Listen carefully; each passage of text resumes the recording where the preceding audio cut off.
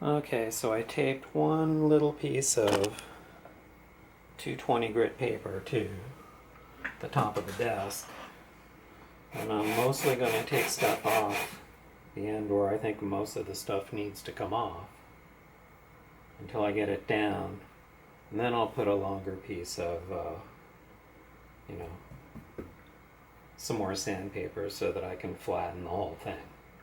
But most of the material is going to come off of this end, and then we'll work on doing it all at once to try and sort of plane it flat without a plane, because not only do I not have any chisels, I don't have any planes either. So I hope this desk is pretty flat.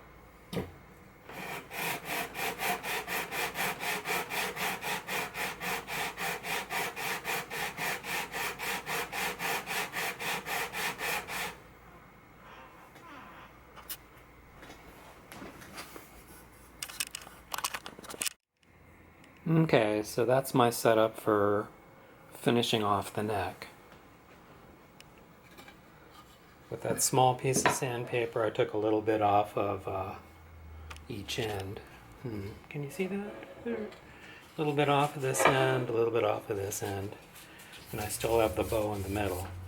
But I want to work it down flat. Yeah, here's where I want to work it down flat. I'll probably use this to sand the fretboard too. Get the glue off the back of the fretboard.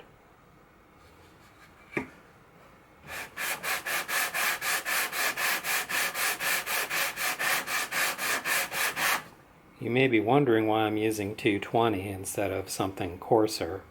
Well, I really like this purple sandpaper. It doesn't load up. What kind is it? 3M. Sanding sheets. It doesn't load up. That's what I like about it. And this is the coarsest grit I have in the moment. Maybe next time I go to the store I'll get something coarser. But this is working better than I thought. See ya. Yeah, I should probably show you a little bit of this. It's kind of tricky getting a grip.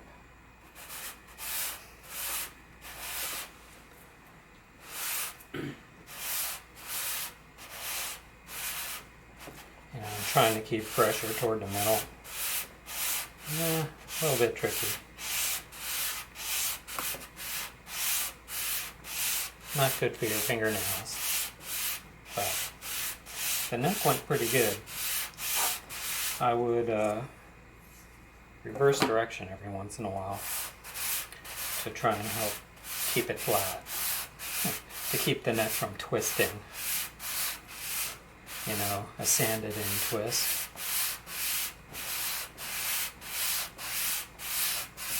This is so thin, it's hard to get a grip.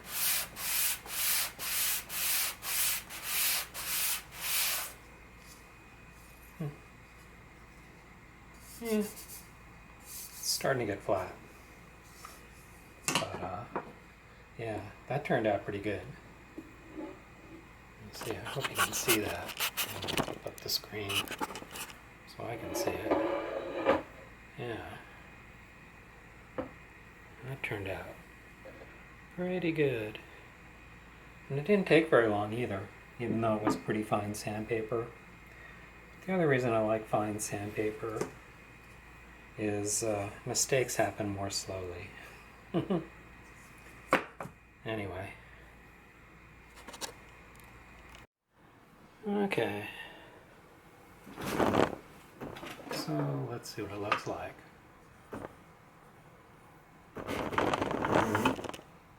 It's not quite perfect. I left some imperfection up there by the nut. But other than that, it turned out pretty good. If I put it on the neck, or like line it up on the neck, I'll line it up down on the bottom when I reglue it. But if I line it up down there, you can see, I I took off a little extra. I mean, that's where the nut's gonna go, but the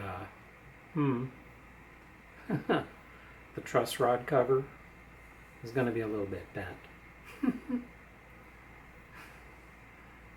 Yeah, I might need a little black paint there. I don't know. Maybe I'll leave it like that. Egmond. Come, it's upside down. Oh, there you go. Egmond.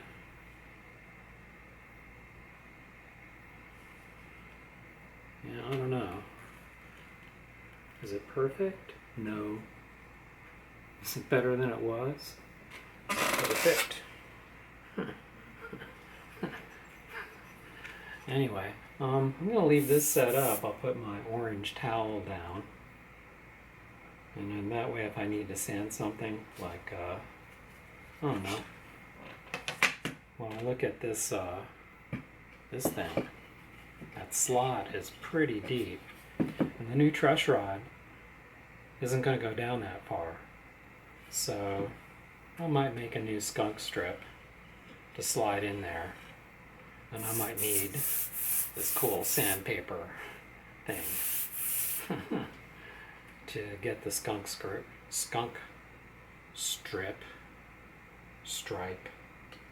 to go in. You know, at least, you know, I don't know how far, yeah, I don't know yet. When I get the new truss rod, I'll see what I need to do to make it fit. It's going to be one of those two-way things. It'll be great. Yeah. Yeah, the top of the neck's a little bit thinner than it used to be. Maybe. Ooh, scary. Do you think it's gonna bend? Yeah, it might. But yeah, if I put in the new skunk strip, I'll, yeah, make sure I've got some up there. I think I can get the skunk strip, the new reinforcing thing, to come up quite a ways and still be able to adjust the new truss rod. But we'll see. We'll see how that goes. Yeah. Or maybe, I don't know, put the truss rod back in and epoxy it. Yeah. Epoxy the old truss rod in to make life easier for the new one. What do you think? Think that'll work? Anyway, that's where we're at today. And by the way, flattening the fretboard worked really well. I'm going to set it back under the book for safekeeping. But yeah, the fretboard flattened nicely, I think. Well, it's better than it was too. What can I say? Alright, that's all for now. Okay. Looks like some of the new stuff has started to come in. Yeah, I clamped the fretboard between a couple of pretty straight pieces of maple, I think. And there's the neck. But what have we here? What have we here? Now I get to do the one-handed unboxing. That's always a challenge. That is the new bridge. What I like about this one is it's compensated and the radius matches the fretboard much better than the old one. The old one, well, let me put it this way. The strings buzzed in the middle but were too high on the edges. This one should be much better. And just for fun,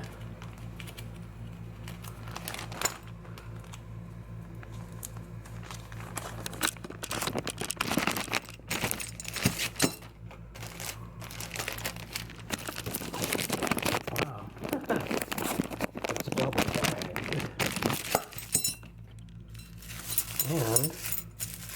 wrapped.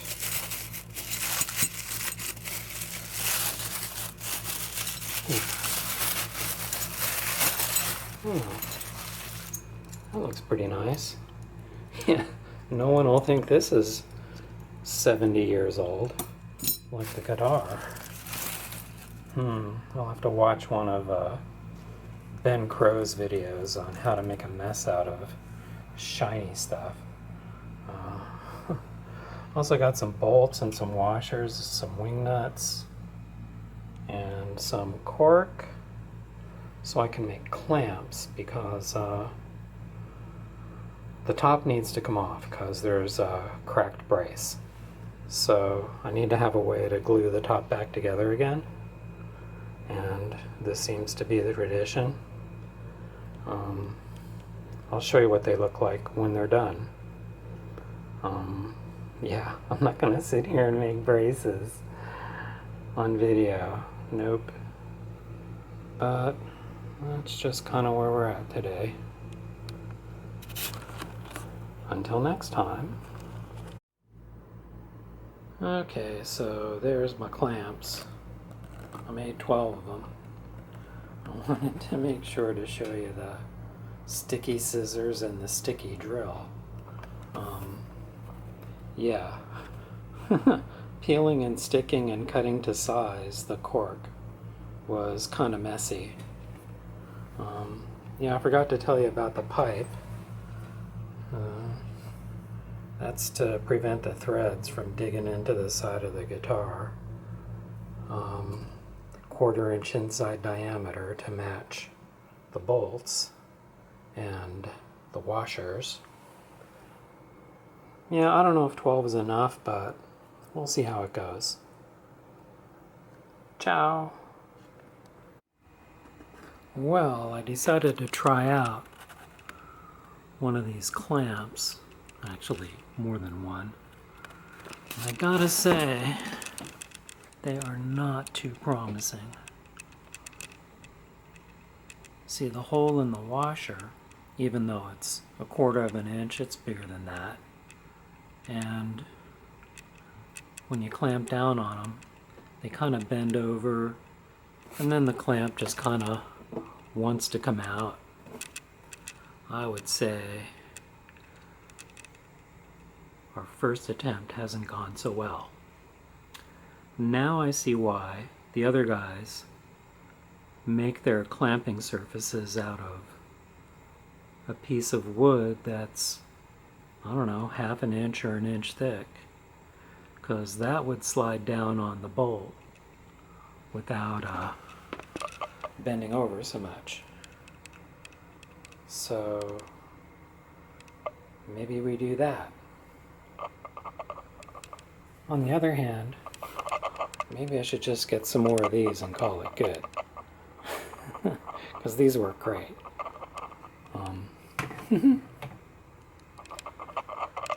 But no, I've got some 1 inch dowel rod, and I can drill a hole in the middle of them.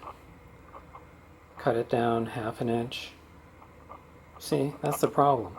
I can make that. So we're going to need a new and improved clamp. Till later. Okay, well, I wasn't really going to show you this part. I'm not going to show you how I cut the dowel rod into little slices. But, because I didn't do a very good job. I didn't really have the right tool, as you can see. What a mess. So, I'm cleaning them up on the lathe.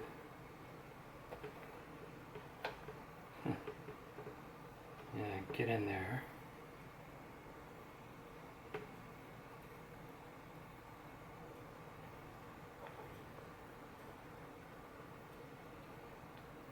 I'll probably edit out this part because it's really a lot easier when the camera's turned off. There we go. Yeah, what I found is if I'm doing wood, I don't really need to tighten it very hard. I need to move that out a little bit. A little too close to the chuck. There we go.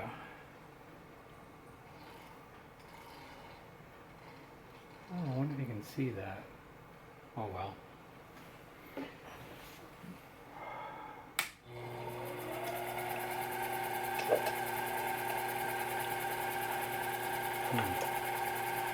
Glasses.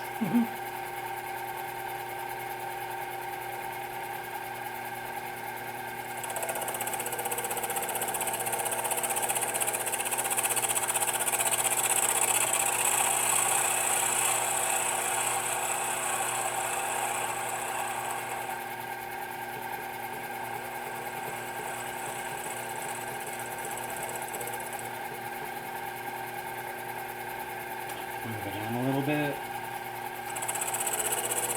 Make another pass.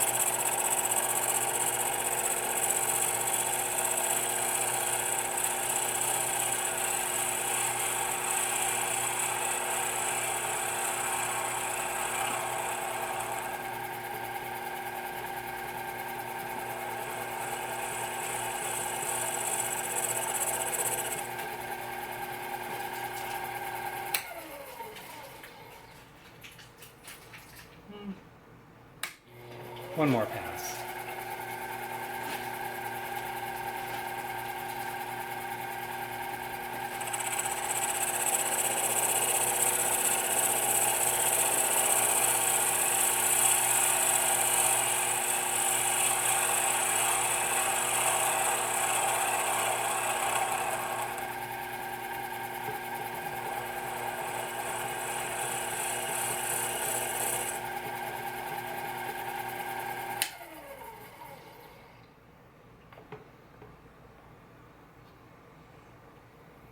Flip it over.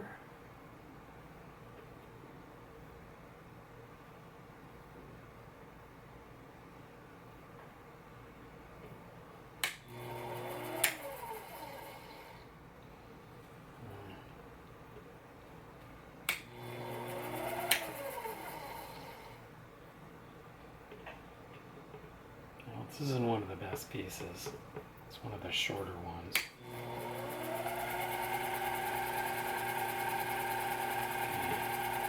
This will probably be one of the rejects.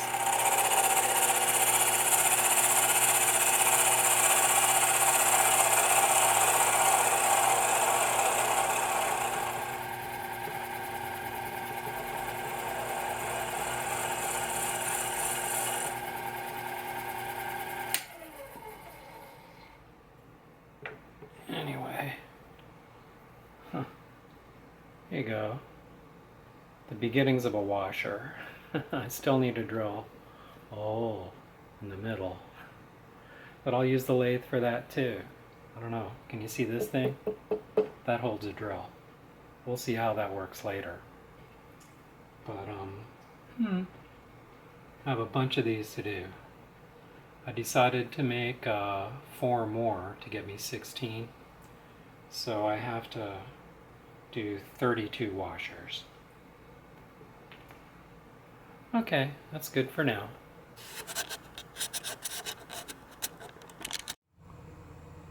Okay, so I got 32 that I'm going to use and 3 rejects. I tried to keep the thick ones even though they're still a little bit ratty looking. I wanted to preserve as much thickness as I could. And that sandpaper I put down to do the neck is still kind of handy. Even though I got a pretty good surface from the lathe, I did a little bit more, just a little. Just a skosh. So, on to the next part. Okay.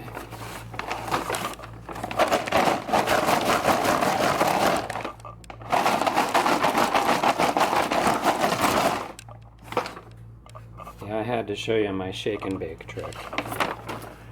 What that does is it smooths off the edges. Okay, well what comes next is, okay, I'm going to use one of the rejects and test out drilling through felt. See, because instead of cork, I decided to try felt because it has those little circles that are already about the right size and the right shape, so that'll save me some cutting. So next comes a test. Okay, so I put one of the rejects and a piece of felt that's too small as a test to see how drilling works. And I use the one that's too small because I have exactly the right number of little round things of the right size when I do the actual ones. So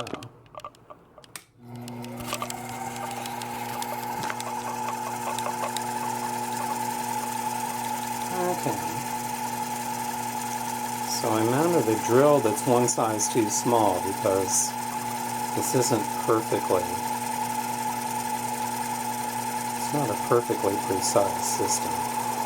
Okay, here we go. Through the felt and into the wood.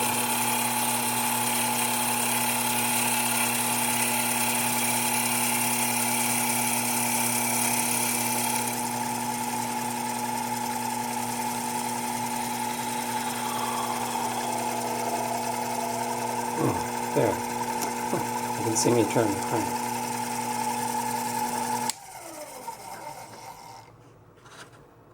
Okay, just a minute. Okay, so, well, I would need 3 hands, but it doesn't fit with the next size too small drill, so I need to use an actual, let's try a 1/4 inch drill.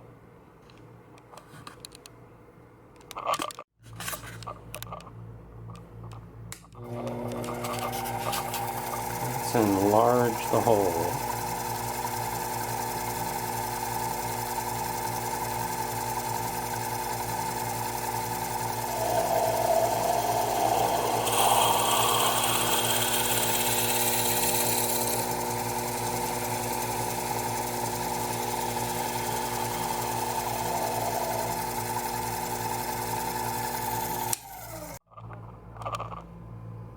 Oh, there we are. Yeah, with a 1/4 inch hole, fits great on the bolt. Very tight fit. That's what we want.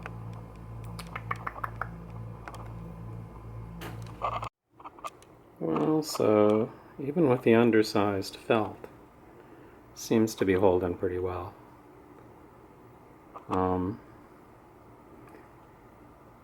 I made one to enlarge the hole slightly on one end so that the bolt goes all the way in.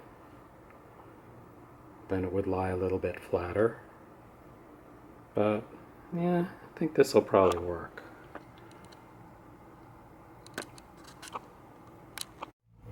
Well, there they are. 16 clamps. And they look pretty cool, and I think they're going to work. Woo! I don't know if that focuses. Do you think that's in focus? I doubt it. Well, anyway, I had to add a nut to it to keep that wooden thing from here. Hey, let's try this. To keep that wooden thing from folding over. In other words, next time try not to buy a carriage bolt. Okay. Meanwhile, here.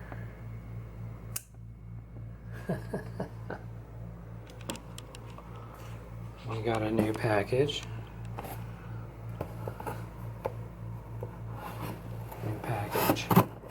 Yeah, I love watching all those videos where people are trying to open up boxes with one hand because, by golly, it's just so important that you see every little thing. See, I'm not going to show you how to cut a dowel rod, but Anyway.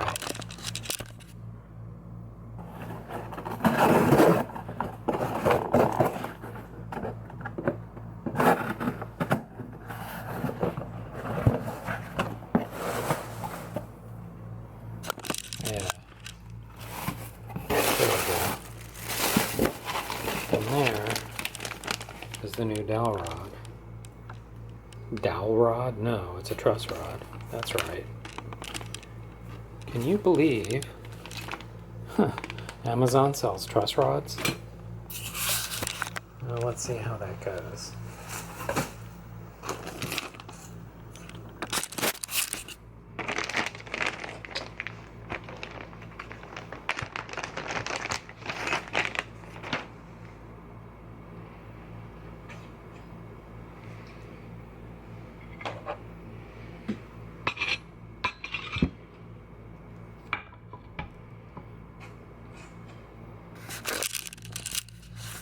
Go.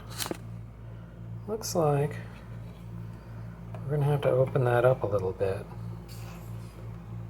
I'm not sure how far forward. Yeah, a little bit of carving.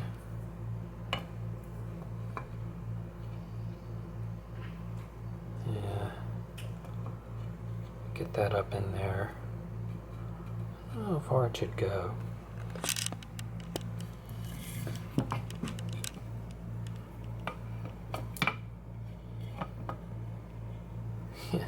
I'll be editing this one out. Tell you what. Yeah, gotta open up the channel, get it to go in. And do something. Keep it from going down too far. I'll have to dig that in a little bit, I guess.